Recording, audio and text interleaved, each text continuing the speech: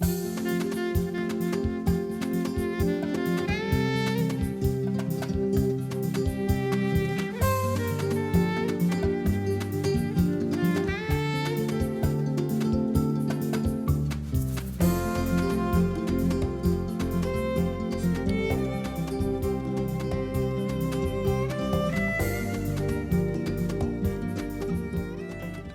tal? ¿Cómo les va? Muy buenas noches. Bienvenidos a nuestro estudio de Canal 11, donde hoy vamos a atrevernos a incursionar por el mundo de la ciencia. ¿Sabe para qué? Para saber algo más de la enfermedad de Parkinson. Quiero citar simplemente dos pequeñas estadísticas. En nuestro país se supone que la padecen 400,000 personas y en México, en todo México, hay únicamente 12 especialistas en Parkinson. Yo pienso que nuestros invitados de esta noche bien podrían formar parte de ese grupo. No había tenido el gusto de conocerlos, los había escuchado y les pedí su currículum. Pues me arrepentí, porque cada uno pesa como medio kilo y es bastante complicado el material que nos mandaron. Sin embargo, a pesar de esa dificultad, entendí que son tres extraordinarios científicos que nos van a responder las preguntas que todos nos hacemos acerca del Parkinson. ¿Qué es? ¿De qué se deriva?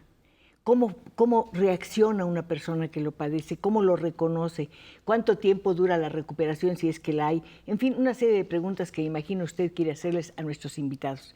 Ya sabe que las puertas están abiertas para todos ustedes porque están, desde luego, a su disposición nuestras líneas telefónicas. A los invitados de hoy, gracias por haber venido. Muchísimas gracias. Doctora Patricia Vergara dice que tiene pánico escénico y ya ni quería venir, pero la convencí, cosa que me da muchísimo gusto. Muchas gracias. El doctor Gabriel Gutiérrez Ospina, un gusto conocerlo, gracias. Había oído hablar de su trabajo y desde luego yo quiero que nos explique un montón de cosas que no sabemos. Y desde luego el doctor Jorge García Macedo me preguntaba de quién quiere hablar, de nosotros o de nuestro trabajo. Por supuesto, hablar de ustedes es hablar de su trabajo y viceversa. Mil gracias de verdad por estar aquí. Vamos despacito. Doctora, ¿qué es exactamente el mal de Parkinson? Bueno, es una enfermedad, es un padecimiento o trastorno degenerativo. ¿Qué significa degenerativo? Que con el paso del transcurso del tiempo va afectando otras estructuras y va empeorando. Es un trastorno degenerativo. Neurodegenerativo. Neurodegenerativo, ¿no? Sí. Crónico, irreversible, que se describió hace 195 años por primera vez.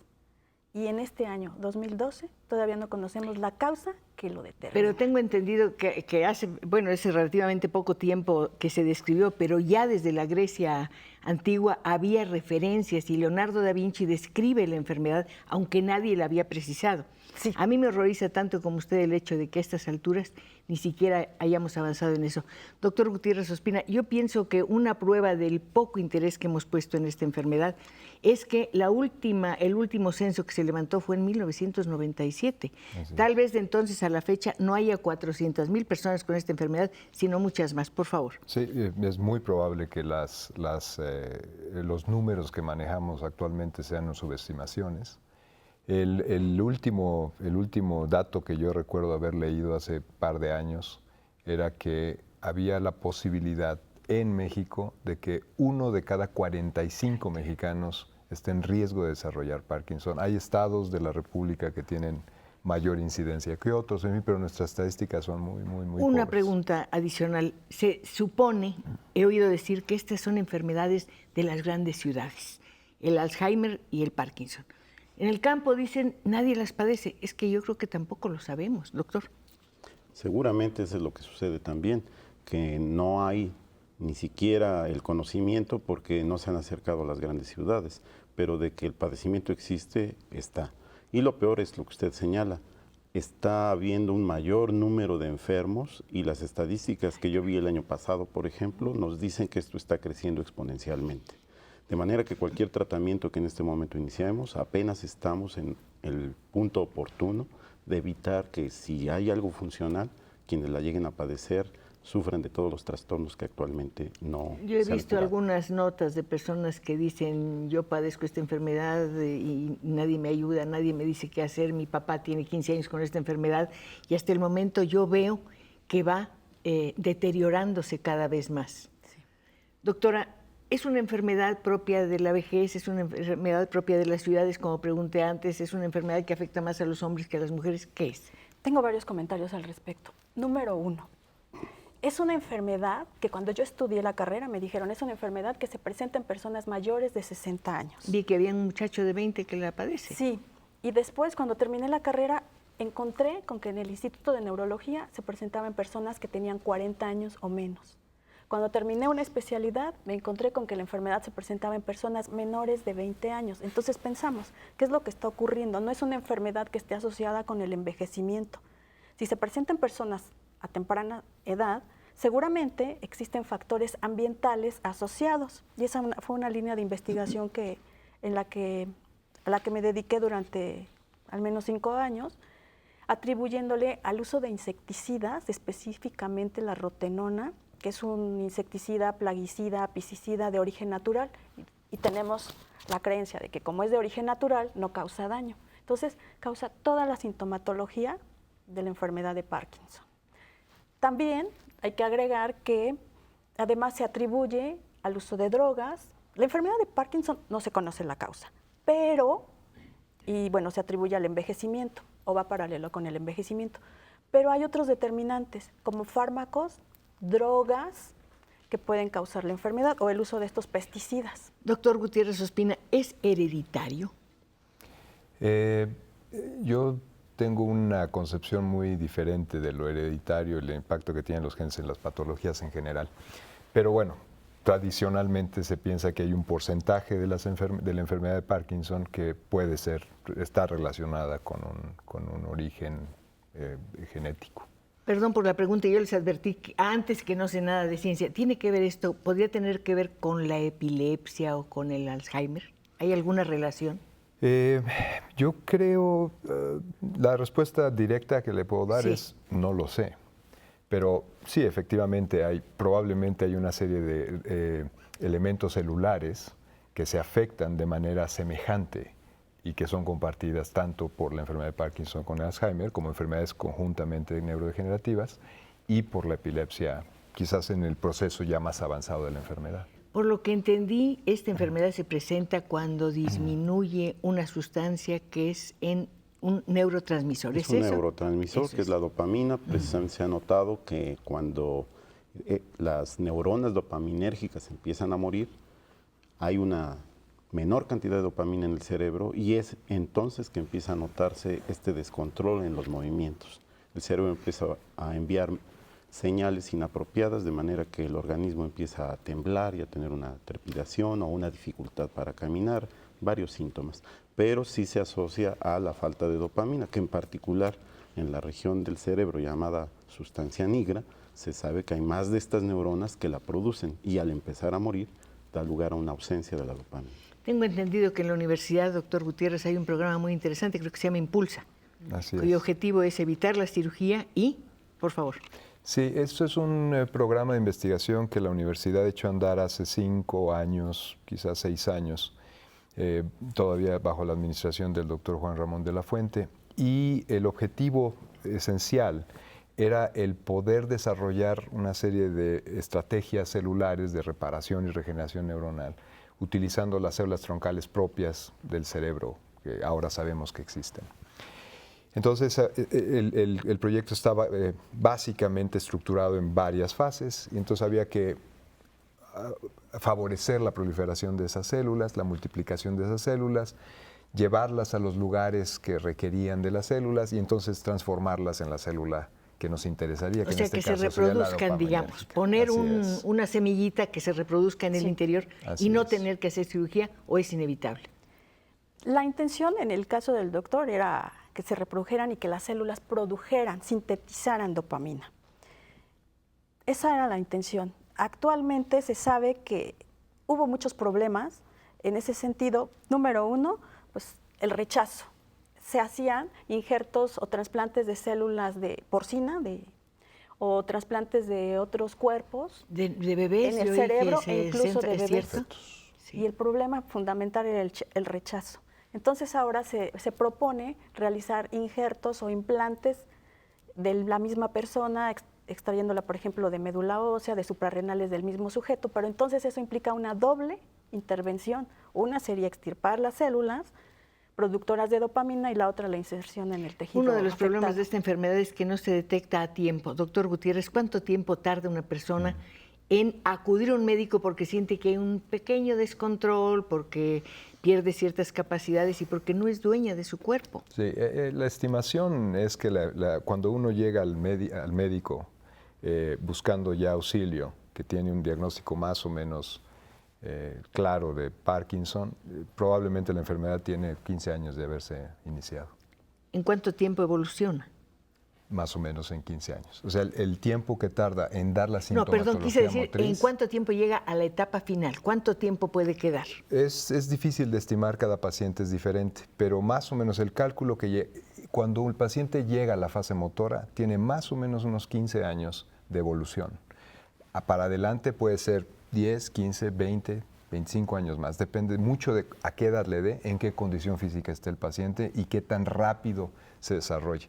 Es importante notar que en realidad actualmente la clasificación de la enfermedad de Parkinson está tendiendo a cambiar y empezamos a hablar de síndromes parkinsónicos porque solamente una fracción de los pacientes muestran lo que tradicionalmente se considera la enfermedad de Parkinson. O sea, ese temblor incontrolable, la pérdida de olfato, por ejemplo, ¿eso es cierto? El deterioro en la síntomas? memoria, sí.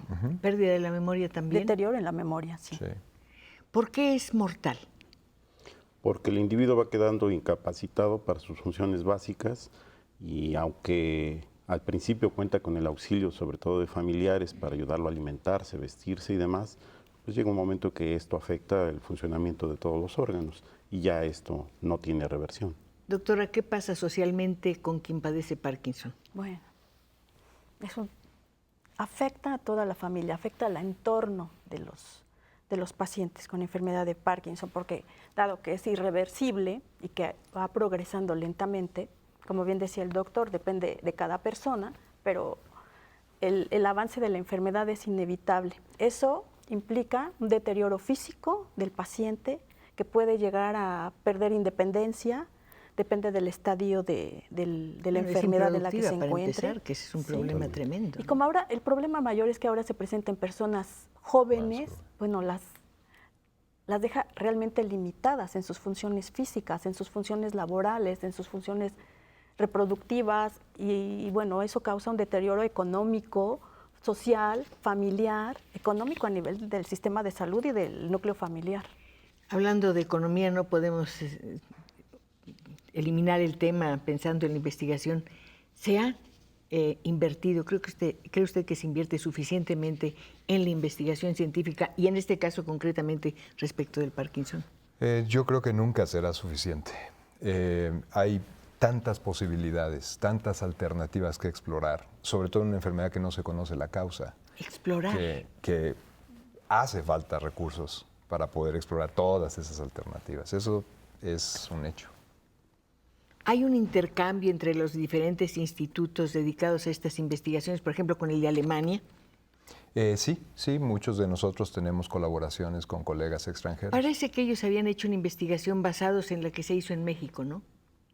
¿Es así? No sé exactamente a qué grupo se refiera, pero sí, efectivamente, hay grupos suecos que tienen muchos años trabajando en terapia celular para el Parkinson, que utilizaron muchas de las técnicas que se fueron desarrollando en México. Doctor, ¿sabe que hay personas que creen que el Parkinson tiene que ver con la locura? ¿O que es una cosa mala y contagiosa? Sí. Es increíble. Posible, sí. Efectivamente, hay personas que rehuyen de una persona que padece la enfermedad de Parkinson porque piensan que está poseído, por ejemplo. Pero ahí debemos de decir que al final de cuentas, dentro de los tratamientos modernos, la parte de medicamentos lo que utiliza es un precursor de la dopamina en sí. ¿Por qué la dopamina no se ha usado de manera directa? Porque es un material que se oxida fácilmente y se daña a la exposición a la luz y se transforma en algo que ya no es útil, inclusive es venenoso. Oí hablar de un antioxidante muy positivo para las personas que padecen Parkinson. Justamente ese es parte del desarrollo de mi laboratorio de fotónica de geles. Hemos trabajado ya más de 12 años sobre la producción de materiales por el método Sol-Gel, que es combinar reactivos líquidos para al final obtener cerámicos o vidrios, por ejemplo. Y estos pueden contener, dado que partieron de ser líquidos, a material orgánico en su interior. Lo que hicimos nosotros fue precisamente un material que pudiera encapsular la dopamina, y lo que obtuvimos como consecuencia es que esta no se oxida. Y entonces queda hábil para poderse insertar directamente en el cerebro y no utilizar el camino de la ingestión para que luego se absorba y pase por sangre hasta el sitio donde es requerido. Si se trata de un mal incurable, el doctor acaba de hablar de medicamentos. Sí. Los medicamentos ayudan un poco. Sí. Sí, pero ¿qué tan costoso es para un paciente o para su familia la atención en ese sentido? Es realmente, el costo emocional es mayor, supera en gran medida eso al es costo evidente, económico. Sí. ¿Y cuál es el problema? Que llega un momento en que el tratamiento farmacológico resulta ineficiente para controlar los trastornos motores, sobre todo causados por la enfermedad de Parkinson. Pero tiene que Y haber es una ahí. salida. Aparentemente no la había. Bueno, este es el motivo de nuestro estudio. Resulta que el precursor de dopamina se administra por vía oral, porque no atraviesa la dopamina, se sintetiza en el cerebro, bueno, en otras estructuras, principalmente en la sustancia negra, como decía. Ok, perfecto, pero las neuronas se destruyen y entonces ya no hay liberación de dopamina o la hay en mínima cantidad. Entonces los médicos, cuando va un paciente con la sintomatología, le prescriben un precursor de la dopamina, o sea, un medicamento que a la larga se va a convertir en dopamina. Sin embargo, se administra por vía oral y no atraviesa la barrera hematoencefálica. O sea, Doctora, nosotros no sabemos de esas cosas. Sí. Explíqueme más con despacito. mucho gusto. La barrera, Perdón, pero... o sea, se administra, se toma el precursor de dopamina, o sea, una sustancia que va antes de que se forme la dopamina, Sí. se queda en esa fase. Para que se pueda transformar en dopamina tiene que atravesar una serie de vasos. Hay vasos sanguíneos muy pequeñitos, están las venas medianas, las venas pequeñas, las vénulas, y luego hay unos vasos más pequeños, vasos sanguíneos, que se llaman capilares. Esos capilares los tenemos en el cerebro, pero las células de los capilares están formadas por células. O sea, las paredes de los capilares o vasos sanguíneos chiquititos miden una micra de diámetro. Entonces están formados de células. Esas células les llamamos células endoteliales. Y las células endoteliales están unidas unas con otras, pero el cierre, ahí parece como si hubiera un sello hermético. No pueden pasar sustancias del torrente sanguíneo al cerebro, ni del cerebro al torrente sanguíneo. Es terrible, ¿no? Entonces, la dopamina o el precursor, si logra convertirse en dopamina, no pasa al cerebro. Ese es el inconveniente. Y permítame decirle algo muy importante. La dopamina, en 1910, apenas, en Inglaterra logró ser sintetizada de manera artificial. Y dijimos, bravo, ya hay dopamina. ¿Cuál es el inconveniente enorme? Que se puede administrar por vía endovenosa, o sea, directamente en las venas, Sí. y en 2 minutos pierde eficacia. Ya no funciona. ¿Por qué, doctor Gutiérrez? Hay un fenómeno que es inherente a la propia molécula, es fácilmente oxidable y fácilmente metabolizable. Entonces, rápidamente se inactiva. Bueno, aquí siempre aprendemos muchas cosas. Hoy entramos, como le dije, al mundo de la ciencia. Nuestros invitados nos tienen que disculpar por nuestra ignorancia, pero para salir de la ignorancia justamente hay que explicarla y mostrarla y aceptar que uno no sabe ciertas cosas. En este caso, nuestros invitados sí las saben. Hay ya muchas llamadas de personas que, bueno, pues preguntan, por ejemplo, como Martín González Moreno, ¿el mal de Parkinson es considerado como una enfermedad mental? En alguna manera sí, está determinada como enfermedad mental y de hecho los neurólogos son los que la tratan junto con psiquiatras. El señor Martín recuerda a Mohamed Ali, que padece esta enfermedad, que es una historia realmente terrible, y pregunta si hay cura. Una felicitación para la señora Pacheco y por sus invitados. Bueno, felicíteme por el valor de haberlos invitado y arriesgarme a mostrarme tan ignorante. Discúlpenme, por favor. No, Vamos a un corte y regresamos volando. No se olvide, este estudio es para usted.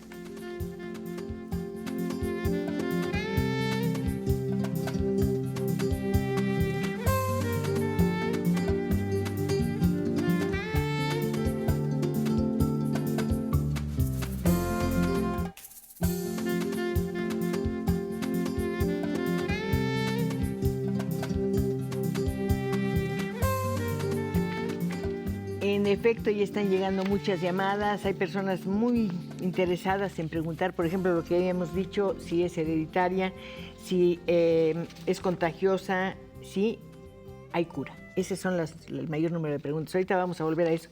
Pero yo tengo una curiosidad. ¿Cómo trabajan ustedes tres?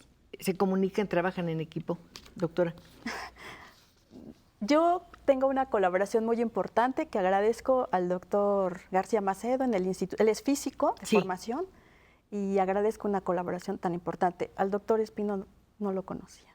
Bueno, pero ya se van a conocer. Por ¿En qué supuesto. consiste su colaboración? ¿De qué manera contribuye al avance en el conocimiento de lo que es el Parkinson? La idea inicial, bueno, pues surge justamente del déficit de dopamina, la falta de dopamina en el cerebro.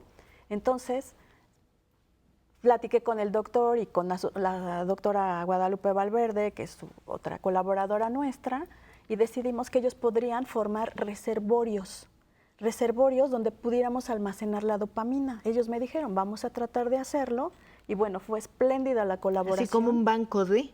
Como Una esponja que llena el fármaco y que está bien conservada dentro de esa esponja, de manera que si la esponja la mete después en el sitio donde está faltando la dopamina, pues de ahí la va expulsando. Tiene la ventaja de que lleva dopamina como la requieren las neuronas y eso le permite recuperar el control que ha perdido. A diferencia de otros tratamientos donde lo que tratan es de matar la zona del cerebro que está descontrolando los movimientos del organismo. Como cauterizarla, yo creo, ¿no? De ese estilo. O desconectarla del funcionamiento motriz. En este caso es llevar lo que está faltando al cerebro, llevar directamente la dopamina. Y le decía, fuimos afortunados de que nuestro recipiente impidiera la oxidación de la dopamina y que ésta permanezca hasta por meses sin observarse esa transformación y oxidación y por lo tanto está activa para poder desarrollar su función cuando se inserta en la zona necesaria del cerebro, que además no se mete una cantidad muy grande. Y con eso hemos observado resultados espectaculares gracias justamente a los estudios que hace la doctora Patricia Vergara. Bueno, ahora supongo que van a trabajar todos en conjunto. Doctor Gutiérrez, ¿cuáles son las alternativas? ¿Cuáles son las posibilidades de darle una mejor calidad de vida a una persona que padezca el Parkinson? Yo creo que un abordaje multidisciplinario, no solamente la suma de la terapia celular, más la terapia farmacológica, más su reincorporación a las actividades laborales, la actividad física, el ejercicio es muy importante, la dieta que consume es fundamental. O sea, necesitamos más bien tratar al paciente parkinsónico desde un punto de vista multidisciplinario, psicólogos, psiquiatras, neurólogos, rehabilitadores, capacitadores físicos, en fin, todos necesitamos entrarle, porque todos esos elementos son importantes para que el cerebro de alguna manera se reconstruya, ¿no? ¿Hasta qué punto se reconstruye en su totalidad el cerebro? Bueno, esa es una pregunta que es central. Nosotros tenemos, bueno, yo en particular tengo una visión muy poquito diferente de la tradicional de la enfermedad de Parkinson. Me parece que parte de las causas de la enfermedad se deben básicamente o están relacionadas con una falta de comunicación entre el cuerpo y el cerebro y una vasculopatía, una enfermedad de vasos sanguíneos que a la larga lleva a un problema de hipoxia y entonces las células empiezan a tener problemas. Entonces esa es una parte de lo que hacemos o estamos intentando empezar a trabajar en el laboratorio. Pero la otra es que generalmente el Parkinson se ve como el resultado de la muerte de células. Pero generalmente cuando hay eliminación de neuronas en cualquier parte del sistema nervioso central o periférico, lo que ocurre es que hay respuestas de las células que quedan, hay respuestas de reorganización. Y una de las cosas que no se conoce muy bien es que tanto la reorganización en sí misma, el intento del cerebro por tratar de sacar el asunto adelante, qué tanto esa reorganización es responsable de la sintomatología. Hay algunas evidencias que muestran que efectivamente hay algo que se le llama plasticidad maladaptativa. ¿Qué es eso? Es el proceso por el cual el cerebro intenta reorganizarse y el resultado de esa reorganización, la reconfiguración de esos circuitos neuronales es inadecuada y entonces no hay recuperación de la función. Es un intento que hace el cerebro por ayudarse, pero no se logra consolidar como adaptativo, digámoslo así.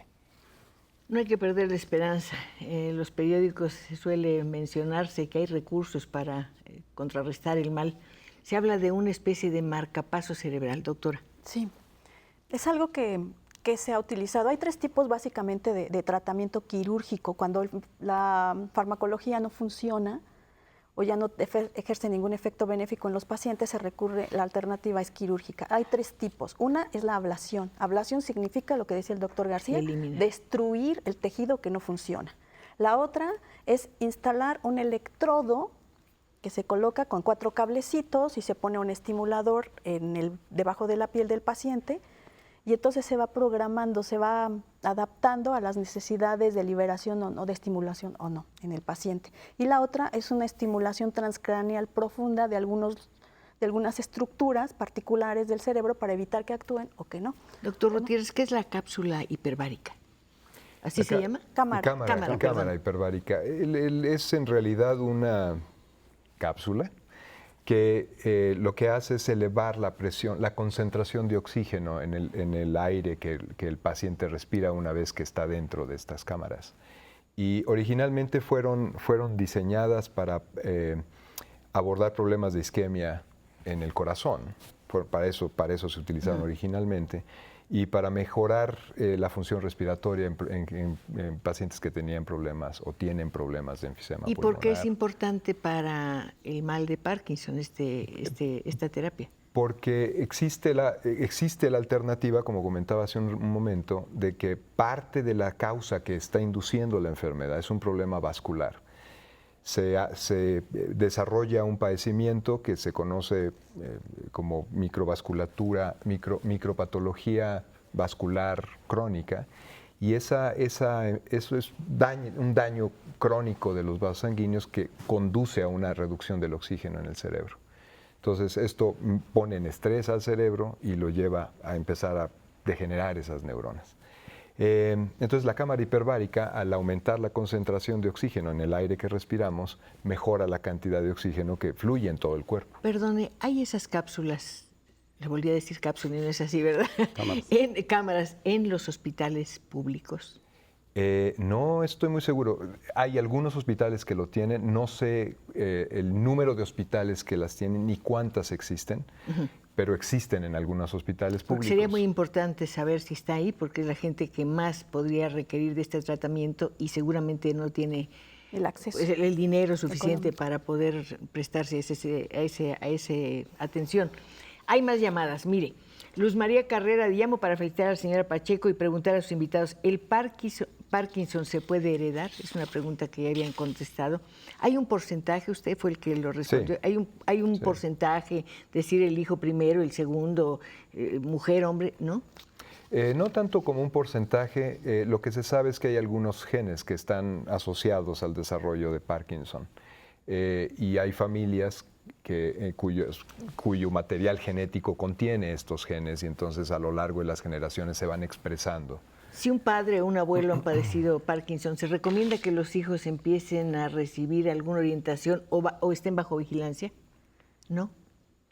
Pero sí hay una predisposición hereditaria, entonces sí los vuelve más susceptibles, y eso es importante. La ventaja es que si ya tienen un paciente entre la familia que ha tenido esta enfermedad, ellos mismos están aprendiendo directamente.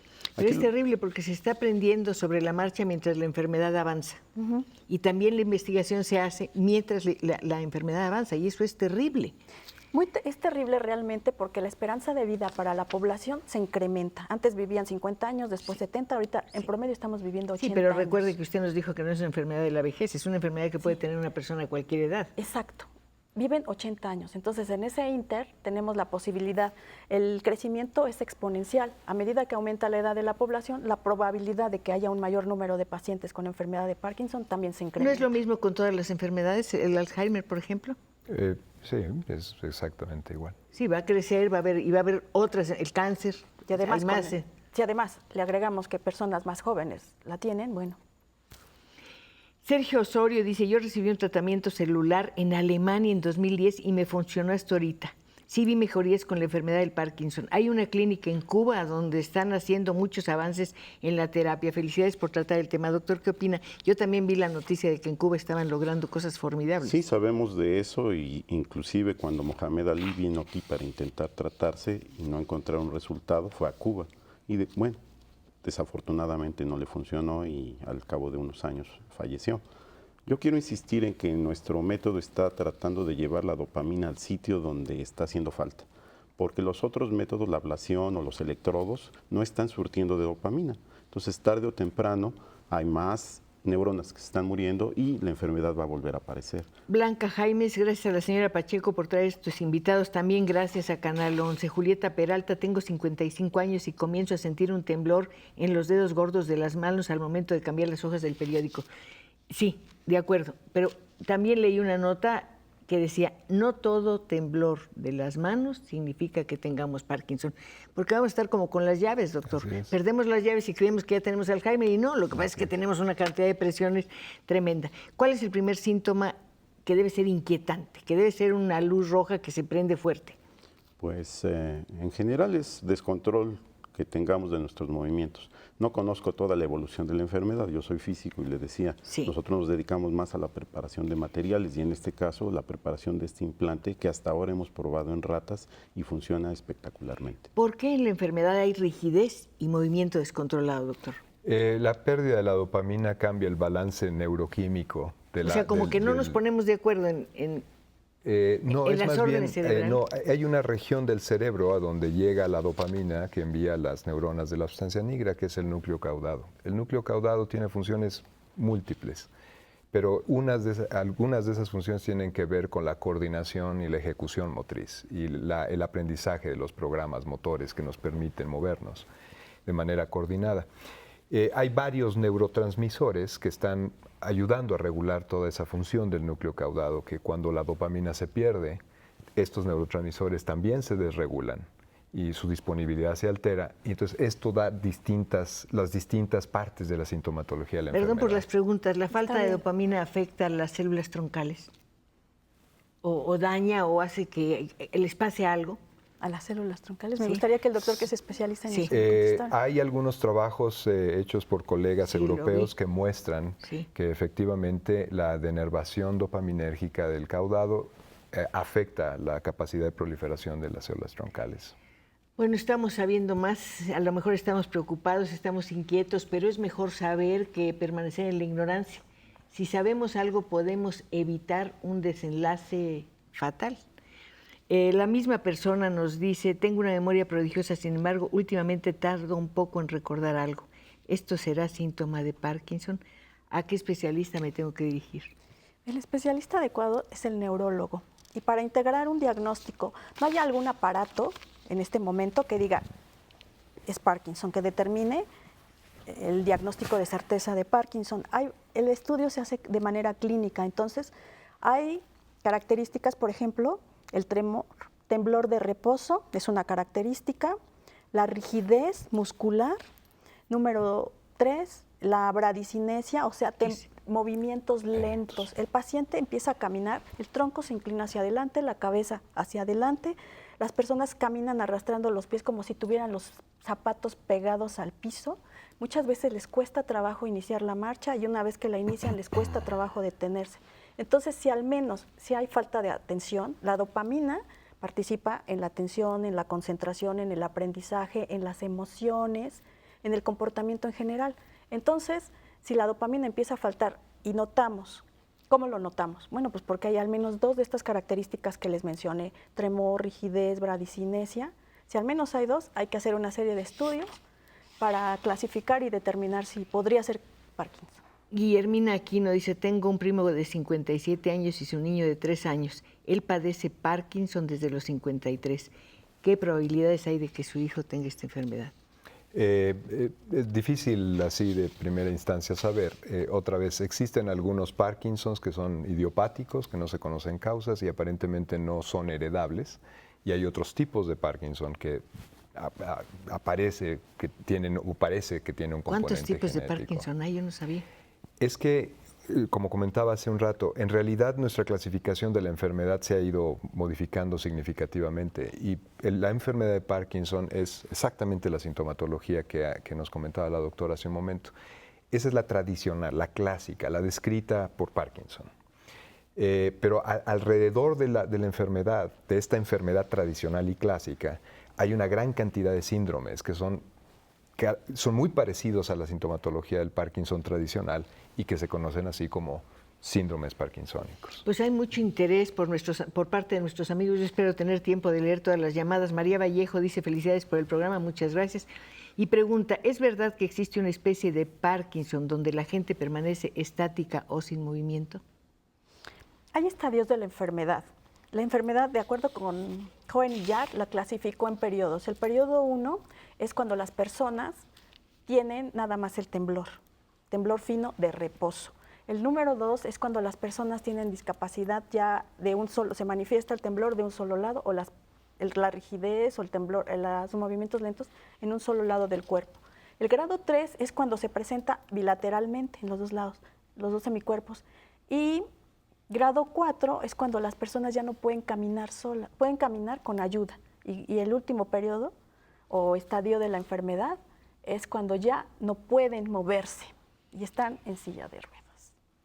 Jaime Tenorio García: asisto a una clínica donde me dan sesiones de acupuntura y estoy seguro de tomar sesiones o tratamiento no estoy seguro de tocar estas sesiones, tratamiento con acupuntura. ¿Ayuda en este padecimiento? ¿Qué nos pueden comentar la acupuntura? Pues yo no tendría una respuesta muy clara, pero hay una cosa que sí me gustaría decir. Una de las cosas que ocurre, uno de los síntomas o signos que son característicos de la enfermedad conforme va avanzando, es que la inervación periférica se va perdiendo. O sea, la denervación que ocurre en el cerebro se acompaña de una denervación también del cuerpo. Entonces, pensando en el mecanismo de operación de la acupuntura, si nos estamos denervando en nuestro cuerpo, no tendría mucho substrato la acupuntura para ser de gran beneficio, sobre todo en la enfermedad más avanzada. Ilse Colín manda una felicitación para los 3 investigadores por el esfuerzo y dedicación que ponen para ayudar a los demás, en especial para la doctora Patti, por ser tan accesible y dedicar tiempo para fomentar la investigación mental en nosotros los jóvenes. Un saludo de parte de Ilse y Denise Colín Waldo. ¿Cuántas mujeres hay en la investigación científica de esta enfermedad? Ay, no podría precisar el número. No sé. Yo nada más le he visto a usted. Busqué y me costó mucho trabajo, de veras. Yo creo que en la investigación en general hay más hombres que mujeres, ¿no? Sí. Pero, ¿Por qué? ¿Por qué, doctor? Pues yo creo que es una situación histórica, refleja un poco este cambio de roles que hemos tenido, ¿no? Recientemente la incorporación de las mujeres en programas de investigación de posgrado y demás es mucho mayor. Mi laboratorio actualmente está prácticamente lleno de... Pues hay yo que también celebrar. tengo más estudiantes mujeres que hombres y todos igualmente de valiosos y la invitación está abierta para trabajar conmigo. Me encantan ¿Cómo descubrió los usted jóvenes. su vocación? Bueno, en principio yo quería ser ingeniero, me atraían mucho las matemáticas y la física y de alguna manera decidí que probaría con estudiar física, situación que al principio fue más de tener temor, porque en mi familia no había ningún antecedente de algún científico. Pero pues ingresé a la Facultad de Ciencias, me atrajo lo que ahí se estaba estudiando y poco a poco me quedé enamorado de seguir estudiando física y de tratar de algún día convertirme en investigador. Bueno, algún día los vamos a volver a invitar y vamos a darles una entrevista al nivel de sus conocimientos. Ilse Colín, bueno, ya dijo que nos manda una felicitación. Es que hay muchas llamadas. María Guadalupe Bojorques: tengo diabetes. ¿Qué consecuencia puede tener para adquirir el Parkinson? Pues en principio están desconectadas las enfermedades, las dos son degenerativas, pero su origen es muy diferente.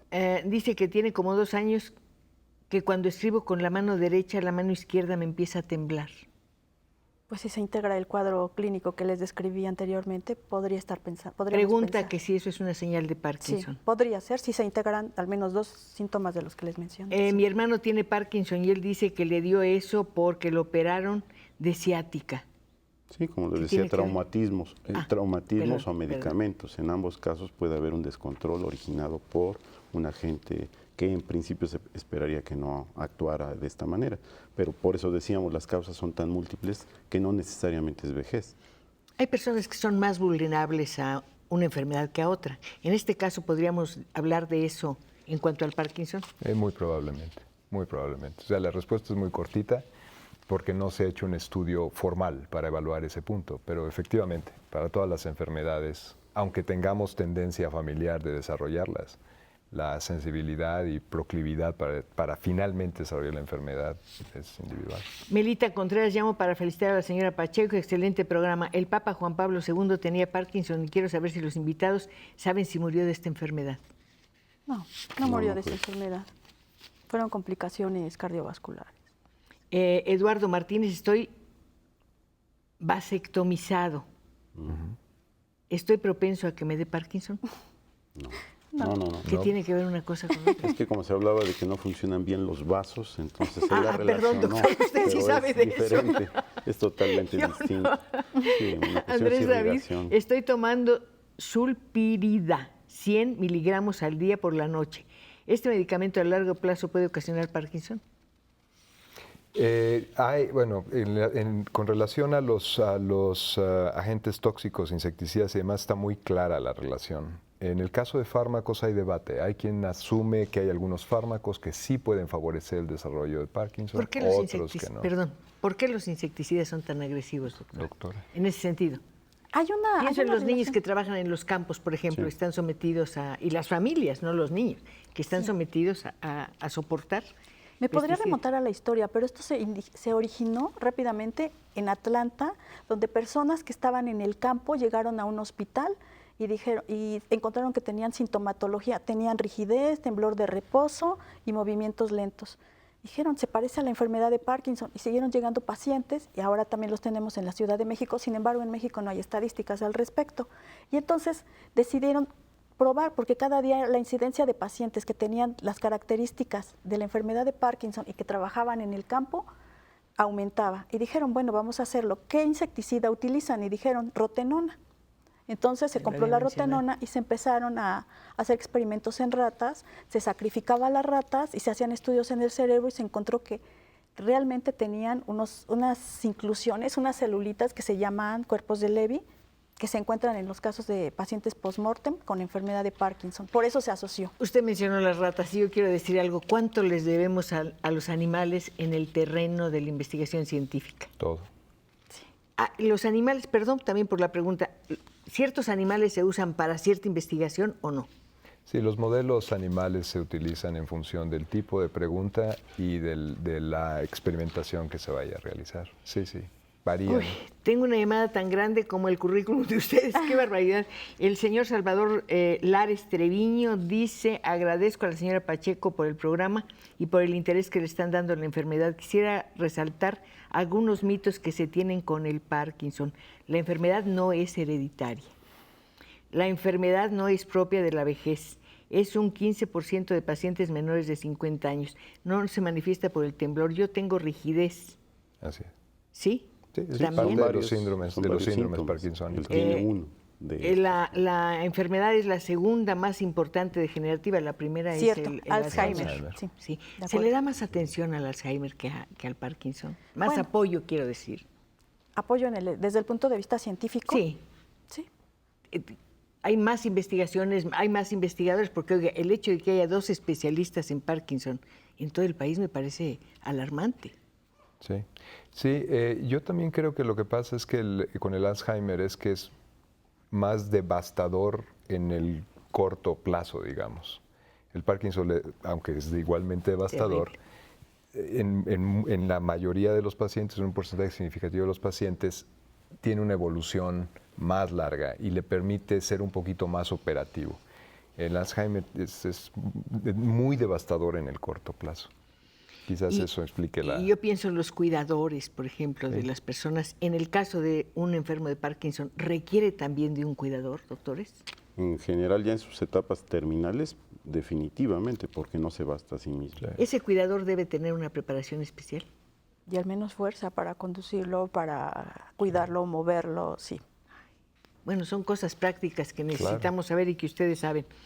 Hay una asociación mexicana de Parkinson, es cierto. Así es. ¿Qué tanto apoya a que el enfermo tenga una mejor vida, mejores espacios y mejor atención médica? Pues hacen lo posible porque es investigación la que realizan con los casos de cada uno de ellos, tratando de auxiliarlos y auxiliar a sus familias. Inclusive hay una asociación nacional de enfermos de Parkinson y en esta hay un número muy limitado de participantes porque muchos no saben ni siquiera que existe, pero ellos tratan de reunirse y apoyarse para en algún para momento... intercambiar y para y sentirse experiencias iguales, yo creo, y buscar ¿no? apoyo.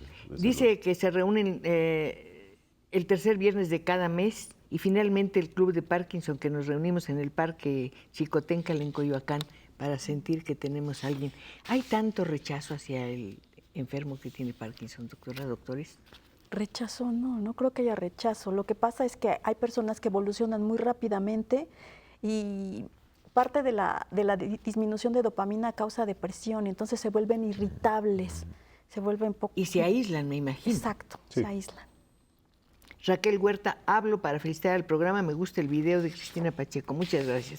Juan José Jiménez, a mí me diagnosticó un doctor Parkinson, me he encogido del esqueleto y ya no alcanzo algunas cosas y no puedo subir los brazos. Quisiera saber si es Parkinson, pero no que tiene. Difícil con esa Con esos descripción. síntomas, difícil decirlo. Irma Castellanos, el medicamento Acilec, el cual es nuevo y lo recomienda el internet el doctor Ramón L. Rodríguez. ¿Está bien recomendar medicamentos por internet, doctor? Por supuesto que no. Cada paciente es diferente y reacciona diferente y necesita algo diferente y se encuentra en un estadio de la enfermedad diferente. ¿Ustedes atienden pacientes directamente o no? No, de hecho yo aquí quisiera intervenir diciendo que a raíz de que hemos dado a conocer el éxito con este implante en el estudio en ratas de una recuperación de un 80-90%, nos han llamado distintos pacientes preguntando si ya se les aplica a ellos. No, todavía no. Precisamente estamos buscando fondos para que la investigación llegue pronto a la aplicación hacia humanos. Agradeceríamos a todos aquellos interesados y asociaciones farmacéuticas que desearan apoyar la Pues investigación. me en quedan ese 2 sentido. minutos y tengo que aclarar algo. El señor dice que si la Acilect le puede quitar el temblor, pues con lo que ustedes dijeron ya mejor ni que lo intenten, Que hasta no no lo ver a un intenten. médico directamente. María del Carmen Druy Juárez, quisiera saber qué tan bueno es tomar el Sucrol. Bueno, pues como médicos podemos decir que no se recomienda automedicarse. Puede haber pacientes que lo necesiten. No sabemos las condiciones de ella, las características. ¿Por qué lo va a tomar? Para concentrarse, aumentar la memoria, la concentración, depende la edad, depende el peso, depende muchas cosas. La alimentación, el estilo de vida. No lo recomendamos. Pues hay muchas preguntas, algunas muy largas, ya no me da tiempo para que sigamos leyéndolas, pero quiero decirles algo. Se las voy a entregar a nuestros invitados de esta noche para que ellos las vean, tal vez encuentren material interesante, porque finalmente es una serie de personas que tienen que ver con la enfermedad y que la están enfocando desde un punto de vista muy especial. Y la medicina tiene que ser individual, Por usted lo supuesto. acaba de decir. Muchas gracias, de verdad tengo un paciente que operaron de los meniscos. Después de la operación tiene movimientos involuntarios. ¿Eso puede ser Parkinson? Nos pregunta Alberto Serrano. Difícil también de saber. Hay que ver si tiene al menos 2 de la sintomatología que... ¿Puede el mencioné. público recurrir a algún lugar concretamente para recibir atención o orientación médica respecto de esta enfermedad? Sí. ¿A dónde? El más importante que se me viene a la cabeza ahora es el Instituto Nacional de Neurología. Perfecto. Pero en los centros de tercer nivel de los distintos del sector salud hay especialistas. Uy, ya se me acabó el tiempo y tenía todavía muchas preguntas que hacer. Me quedan 10 segundos. Justamente para agradecerle su presencia en este programa. Muchas gracias, muchas gracias. Al contrario, Si me he gracias puesto a por la leer el invitación. currículum, apenas iría como en la mitad, así que qué bueno que nos fuimos rapidito. Desde luego les agradezco también a ustedes su atención. Y recuerden, mañana es un día muy importante. Que empiece como una fiesta y que termine como una fiesta. ¿No le parece? Nos vemos mañana. No, mejor dicho, el viernes para seguir conversando. Hasta entonces. Y seguro mañana también nos encontramos.